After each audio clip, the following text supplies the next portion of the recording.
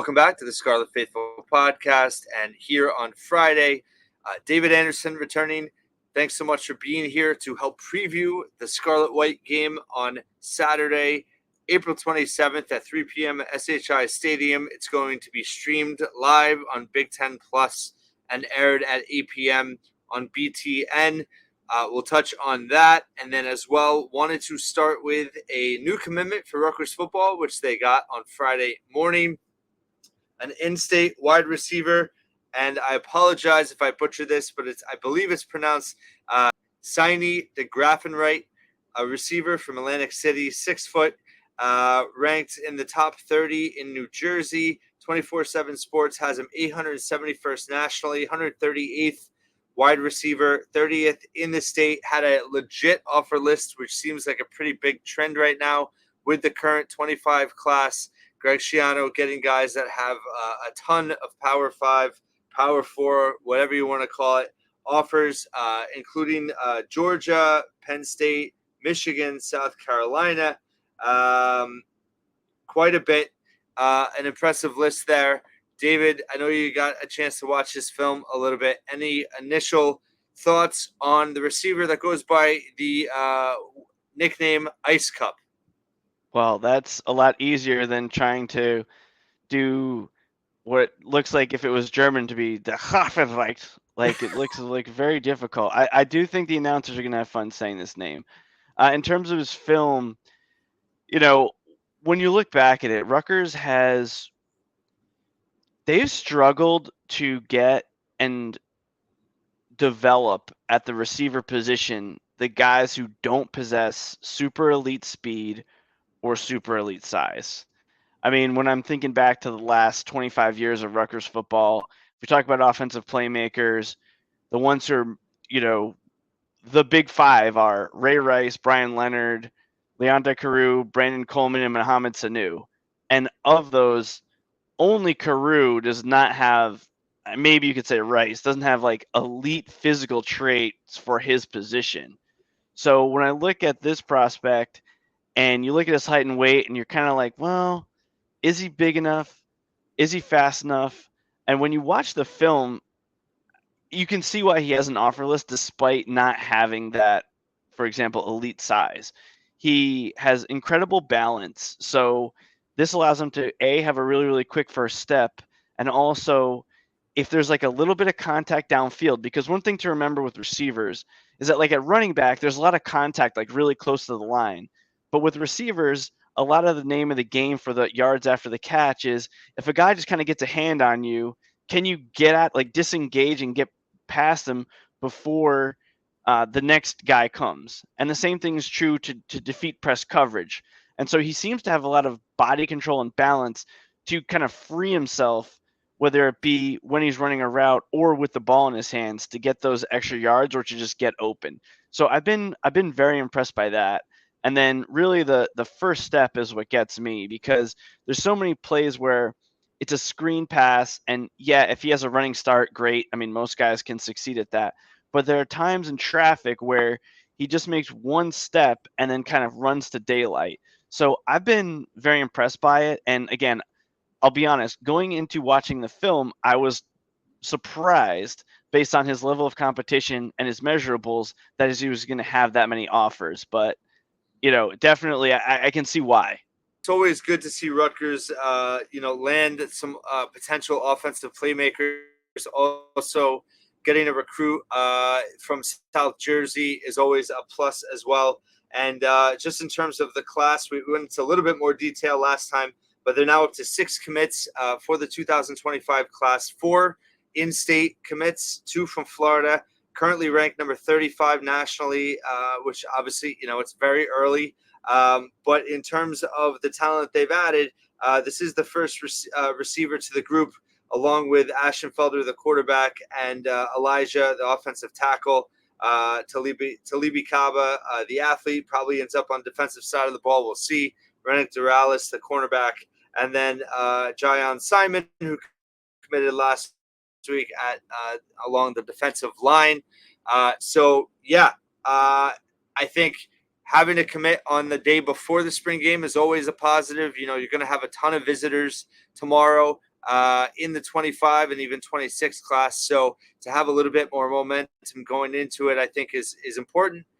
Any last thoughts on this commit before we get into the spring game? It's possible he ends up on defense. I know you talk about how Sah'Nye tends to find guys that play there.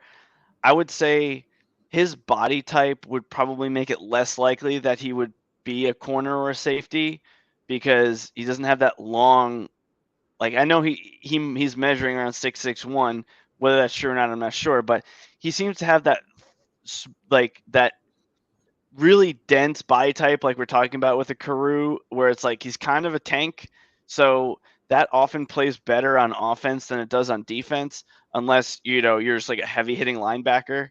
So it is possible he could end up on the defensive side, but from what I see, the body control, his hands catching, sometimes he catches in his hands, but he also does show when he can't do that he will reach out and snatch a ball. One of the things we talk about with receivers is like, yeah, some like Brandon Coleman was really, really tall, but his catch radius was like he rarely caught passes that were like all the way over here. Most of his catches were either in the triangle or just slightly outside of him. So Coleman didn't really use his entire 6'6" frame, whereas some of the other guys Rutgers has had, even smaller ones, they are able to catch balls in a wider variety of ways. And I think that this particular prospect has shown an ability to catch with his hands rather than just sealing it into his body. So I think he has a lot of traits. He also shows getting 1 foot in bounds, having good body control when he's twisting, things like that, you kind of think everyone can do it if you see it in their highlight, but he definitely flashes a lot of those, let's call them secondary traits that, you can't be a good receiver if that's all you can do. But if you are a complete receiver, you do need some of these other skills that he already has shown. So I feel pretty good about it, especially at the wide receiver room. And I really want, I'm looking forward to what they're going to bring in the spring game tomorrow with the current talent that they had, even before, the 2025 guys get on the roster. Yeah, that's a great segue. But just wrapping up, Sah'Nye Degraffenreidt goes by Ice Cup per Todrick Hunt of NJ.com, 3-star recruit from Atlantic City, committing to Rutgers on Friday. And in regard to the spring game, why don't we start at the wide receiver position, because there's a lot of intrigue there, including the younger receivers that are on the roster. Brand new freshman Ben Black is getting a lot of buzz, as is KJ Duff from spring camp. And then also we know, they had so many young receivers last season. I think tomorrow it's overall is going to be about seeing how the younger players look. They're going to get a lot of opportunity with a lot of starters expected to be out. So I guess in terms of wide receivers, is there anyone that's kind of caught your attention in terms of just kind of buzz this spring and what you're looking for on Saturday? Yeah, I definitely feel like Black and Duff, the two early and really true freshmen, have gotten a lot of buzz. I haven't been to practice, haven't seen it. I'm really looking forward to what they will show tomorrow. One of the things that we were talking about with the prospects is there's certain things you can and can't tell from film, but one thing that with receivers, you really want to see game action. And when I say that, I would like to see some press coverage. I'm not sure if we're going to get it because defensively, schematically, they might just play it safe, like a cover 4 shell. Sometimes it's kind of boring. But if the Rutgers defense does that, then what I want to see from the receivers is, are they running crisp routes anyway? Sometimes if the defense isn't pressing you, you have a tendency to kind of curl, be a little curvier with your route, not be as crisp. And so I want to see good route running with that. I also want to see, firm catches. So if there's not somebody right on you, don't get lazy with the hands. That's another thing that can happen where a player loses concentration. Might not matter in the spring game, but might matter more on a Saturday in the fall. So with receivers, I'm not looking for highlight plays as much as I'm looking for just what are they doing from a down to down basis. If we watch, let's say Duff, play after play after play, and is he being consistent with what he's doing? And catching the ball and his route running. So those are the type of things. And then if you do end up with a matchup, which is an actual one-on-one, I want to see how that player performs. One thing that can happen sometimes with freshmen as they rise through the depth chart is if you're on scout team, as probably many of our listeners have been scout team before, usually the scout team guys are going against the best players. So sometimes it's hard to realize how good they're doing because they're going against the best guys. But if you rise through the ranks or if the staff early on kind of takes you off scout team and you're playing as like a two deep receiver, you're going against the scout team, which might be walk-ons or other younger players. So sometimes guys like rise through the ranks really quickly, but it's more because their level of competition in practice went from being like the toughest competition you could face to the weakest competition almost overnight. And so I'll be curious if I see Benjamin Black lined up against some of the more experienced or athletically gifted guys, how he performs. Whereas sometimes in the spring games past, we've seen like Nasir Montgomery was a walk-on receiver, and then he's like abusing some other walk-on. So it's like, okay, he's good for a walk-on. Obviously, he's defeating other walk-ons, but is that enough for him to play on Saturdays? And in his case, he's never really got time. But in the case of someone like Christian Dremel, he has. So I am interested to see how, if there is a one-on-one matchup, what is the result of that for these young receivers? Yeah, very good points. And in terms of also first opportunity to see Monmouth FCS All-American transfer Demir Miller, Nassim Brantley is, hopefully we'll see some of him after having to sit out all of last year.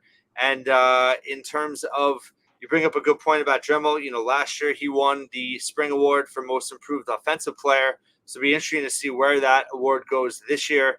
Obviously, probably a lot of candidates in that receiving room that could win that award again this year. But that segues now to quarterback. Obviously, a great opportunity to see Ethan Kaliakmanis for the first time at Rutgers, as well as Gavin Wimsatt and his potential development this spring. And also first look at AJ Serace, and then, of course, a fan favorite, Johnny Shepard. It'd be interesting to see how much time all four get in terms of splitting reps. Any thoughts on the quarterback position going into Saturday? The main thing I want to see is overall offensive operation of the offense. There's too many times in the past where I've seen they just don't look competent. I know the quote from, I think it was Shiano, but it might have been one of the other coaches, was like, we're actually playing football. We're not just running plays. And that kind of sounds stupid but when you really think about it, like that is quite accurate. Like when the offense is able to get up to the line, make adjustments at the line, and still do it in the flow versus having to just call a play and either in the old days huddle up or now call the play and then everyone's kind of getting in position and adjusting and it takes forever and then they end up using the whole play clock even though they didn't huddle. We don't want to see that. Like that's not, I mean, I know Shiano might not want to run as many plays in the spring game to show things, but really you just want to see, does this offensive outfit look like it belongs in the Power Four? That's the main takeaway from the offense, and no one's more integral to that than quarterback.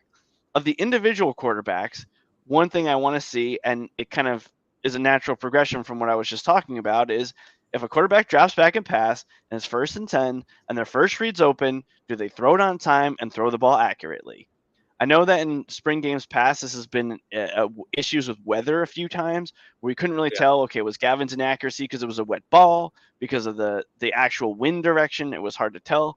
But I want to see, like, if it's, again, 3rd down may be different because you're trying to wait for a read who's downfield to get open. But if it's 1st and 10 and they call a passing play and the first or second read's open, is it on time? Is the ball quick and accurate and then move to the next down? That's the main thing I want to see from all the quarterbacks. So, I mean, we know that Wimsatt has improved at this at every stage. He needs to keep improving it if he wants to keep his job as a starting quarterback.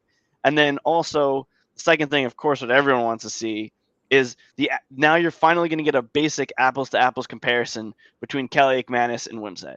They should roughly have the same receivers. They should roughly have the same offensive protection at the line. They're roughly going to be facing, and I say roughly because we don't really know who's going to play what snaps, but it's not like Wimsatt's going to play with all the starters and Kaliakmanis is going to play with all the backups or anything like that. I think we're going to see a mix of all of the above. So we should finally be able to see the first side-by-side comparison in a competitive situation of those two, and then also get a measure of, as Shepard and Serace, do they even have a chance at getting that starting role, or are they a distant third place? So that's what I'm looking for from the quarterbacks.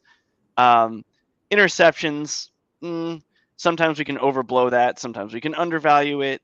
Like, obviously, I don't want to see anything terrible, but really I'm looking at first and second read what happens from the quarterbacks. Yeah, that makes a lot of sense. I had written down accuracy, decision making, command of the offense, and just in terms of, I do think you're right. The play calling is going to be pretty vanilla.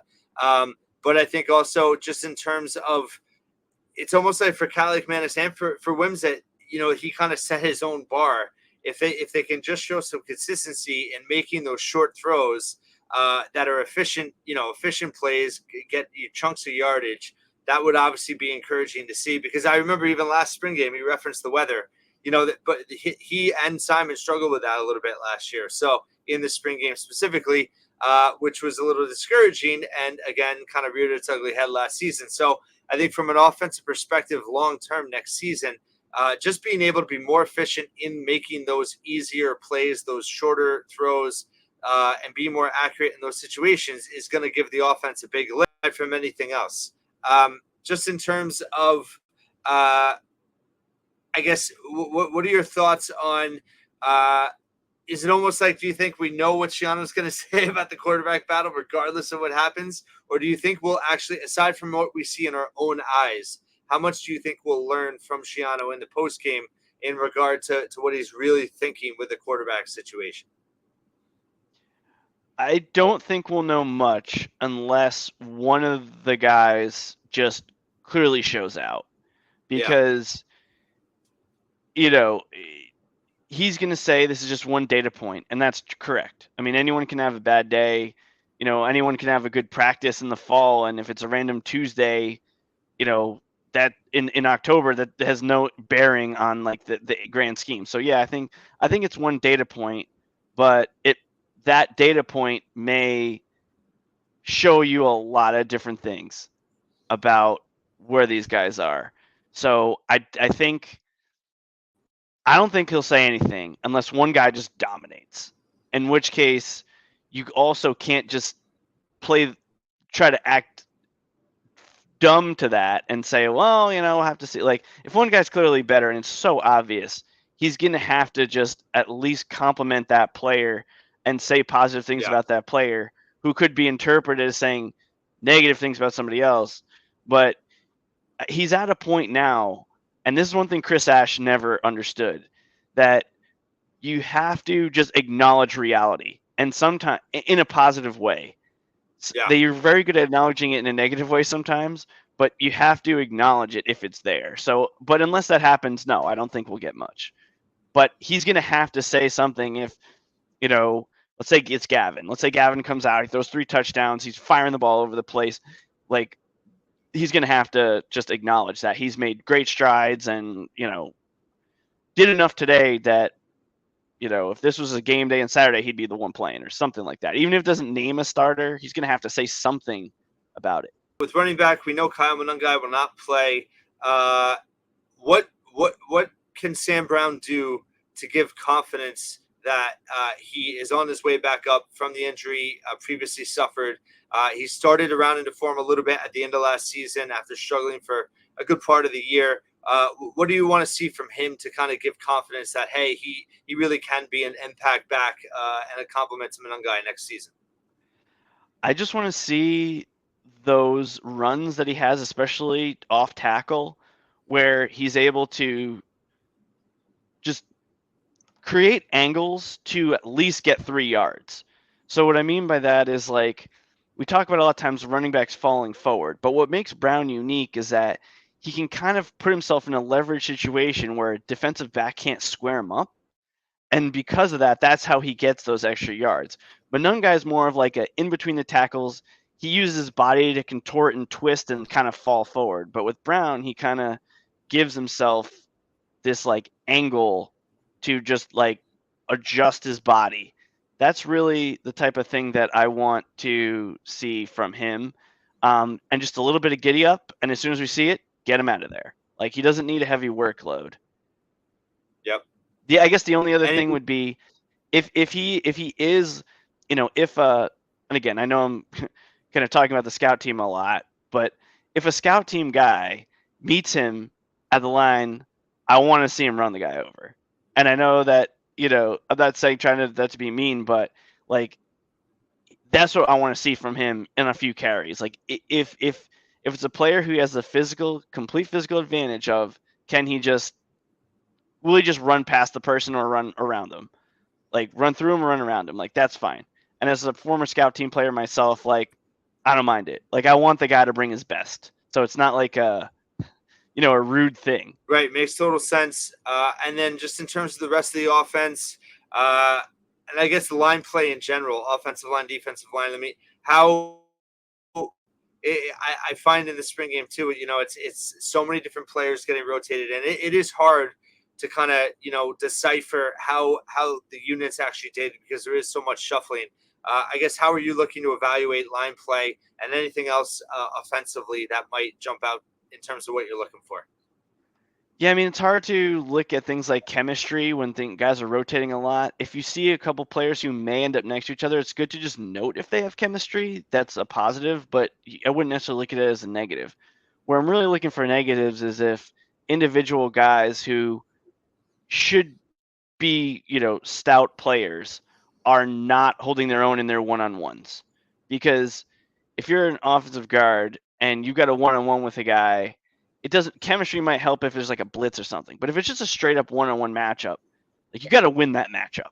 So that's really what I'm looking at on the offensive line is more like, is this person beating their man? Or if they're not, why? Is it because they're hurt, they're lacking mobility, lacking strength, lacking technique? Like, that's really, from the offensive line standpoint, like I was saying, offensive line's really hard to look at from like a camp setting or like a drill setting, because what happens is we had a guy on our team who we used to call practice all-star, because in a one-on-one with an offensive lineman, he would just run around the outside. And we're like, that does not happen in a game. Like, this is not useful. And when he would do that, it made it pointless to even evaluate the offensive lineman in that situation, because this isn't real at all. I mean, sure, maybe if it was a wide 9 on a 3rd and 25, it's somewhat useful.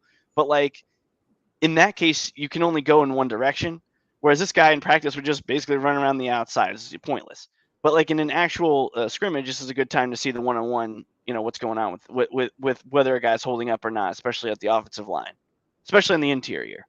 And on the defensive side, remains to be seen how many starters will play. Obviously, Rutgers has a lot returning. What are you looking at defense in terms of whether it's position group or certain players, particularly the more younger players on the roster? Yeah, I mean, really what we're looking at, especially if let's talk about linebacker and safety, is you're just looking for guys who give me a reason to feel comfortable that you can be on the two deep. Because obviously they got returning starters at all those spots. In certain positions, I look at it more of like a tryout, like, show me something, flash. But at linebacker and safety, it's more, show me that you're not going to be a liability. Show me that you're in the right place, that you're going to make the tackle if the guy's in your area. I'm not looking for these like monstrous hits coming from a safety, like running up and blowing somebody up. Like, that's not what I'm looking for. I'm more looking for, like, if we put this guy in a game, is an opponent going to immediately single him out and say, throw the ball at that guy right away? Like, if he has to come into the game. That's what we're trying to avoid here, especially when we talk about putting things on film. I think, for example, here's a guy I'll be looking at if he's playing, Jabomi, because in that Ohio State game, when he had to come into the game, they were running passes to their tight end, throwing to their back out of the backfield, crossing his face. It looked like they were targeting him somewhat. And so whether that means that maybe he's not a fit for linebacker and in the future he's going to be a defensive end, maybe not this year, but maybe next year, something like that. Those are the type of things I'm looking for. Whereas like Abram Wright is a big linebacker, but you saw him drop off into coverage in the bowl game where I'm not sure if they were targeting him per se, but he just slipped right in there and made that interception. Those type of things where, obviously that might have just been Ja'Carry Brown not reading the play. I don't know, but it's still better than the reverse of, guys are catching the ball in your area and you look like a liability. That's what I'm looking at there. Cornerback, I'm looking at the one-on-ones. If a guy's in a press situation, can he hold up? If he's in a zone situation, can he keep the ball in front of him and make a tackle? And then on the defensive line, I think it's, can you get a rush with 4? I mean, the only thing we might be able to take away from this is like, can they get a pass rush with 4 guys? Because they shouldn't be blitzing a lot. And then maybe somewhat, are you able to stop the run before it gets to the second and third levels? But even then, like, I don't put that much stock. Just there's been plenty of times Rutgers defensive line was not doing that in the spring game and they were fine, and plenty of times they were doing it in the spring game and they were not fine. But I mean, pass rush will probably be able to get a little bit of gauge, even though that doesn't really show your finishing skills because they're not going to be taking down the QB. But just, are you getting a push? Are you getting some pressure? I'll be looking for that. I think it's a chance to kind of showcase the program's depth overall, especially if some starters do not play. I'm really excited to see Moses Walker at the linebacker position, obviously with Powell out. And one newcomer that's a transfer that I really want to see on the defensive line is Malcolm Ray from Florida State. How does he show up, is in terms of his size, his physical nature, his strength along the line. I think, obviously depth along the defensive line is really important. Renee Conga recently transferred out, but I think people kind of forgot that, hey, Malcolm Ray also transferred in, and that's a guy that I think, has the potential to make an impact next season. Yeah, I mean, I'll miss Conga. He definitely had a little bit more burst than I expected he would. But yeah, with Ray, like, I will say this every time we talk about it, the fear you have going to any season is that your passing defense just can't stop the ball. Like we saw in like that 2013 season where there was no reason to believe heading in that they just couldn't stop the pass, but there's always a risk of that. And then the second thing is that you just can't stop the run up the gut. And having more experience, I know Zaire Angoy, I've always liked him as a run stopper. It's hard to play him because he's just not effective as a pass rusher. So having more guys who can play in the D tackle spots to keep everybody fresh and to make an impact, especially someone like Ray who may be effective against the run and the pass. Yeah, I mean, I'd like to see him, but I'm not sure. Like, it's entirely possible we won't get much out of it, but it's the same type of thing. If he looks particularly vulnerable, that would be a red flag.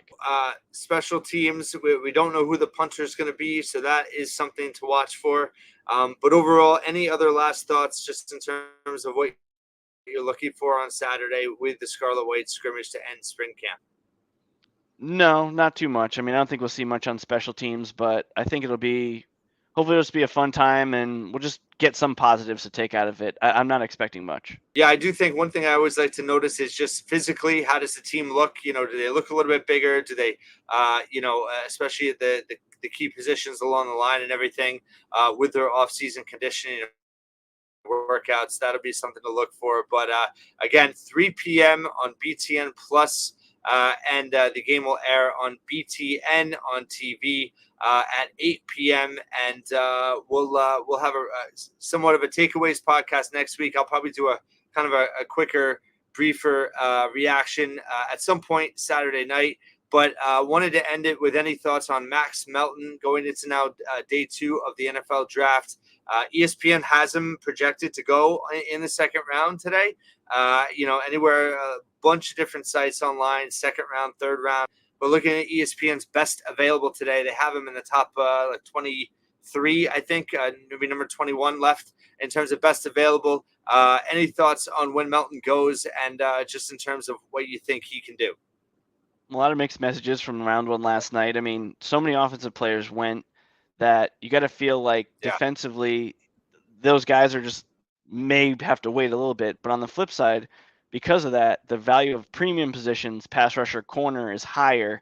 So yeah, he'll probably slot in, maybe late second. I would think more like the third because it took a long time for corners to go off the board. But yeah, I mean, I think it would be, super happy for him if he gets picked in the third round. maybe he slips to the fourth, but I doubt it would slip further than that. And as a Green Bay Packer fan, I have hopes of him reuniting with his brother Bo in Lambeau, which would, a lot of Packer fans want Cooper DeJean picked.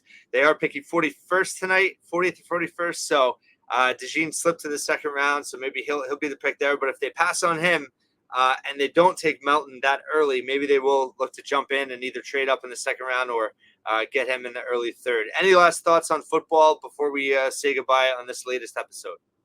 Nope. Always appreciate the time, and hopefully, at least fans get to see their favorite players on the field tomorrow.